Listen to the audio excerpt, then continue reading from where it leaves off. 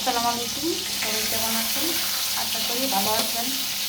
আলহামদুলিল্লাহ ভালো আছি। আজকে আমি রান্না করব নতুন বছরের নতুন খাবার। এখানে দেখতে পাচ্ছেন চিংড়ি বড় চিংড়িগুলো ভেজে নিচ্ছি, সাথে পেঁয়াজ দিয়ে দিচ্ছি।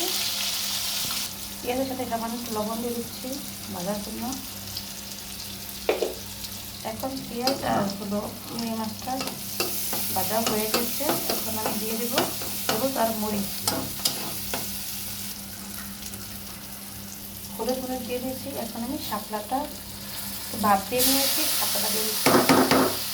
এটা হলো আমাদের নতুন বছরের শাপলা প্রথম এসে এনে রান্না করতেছি।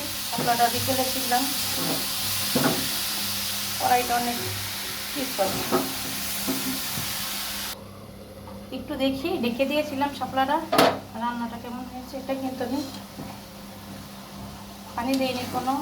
শাপলাতে তো এমনিতে পানি ওঠে, তাই না? ভাপ দিয়ে দিয়েছি, শাপলাটা একটু কালো কালো হয়ে গেছে। অনেক আগে কাটছি তো এই জন্য। মাশাআল্লাহ শাপলাটা রান্না হয়ে গেছে। ভালো থাকবেন, সুস্থ থাকবেন। আল্লাহ হাফেজ।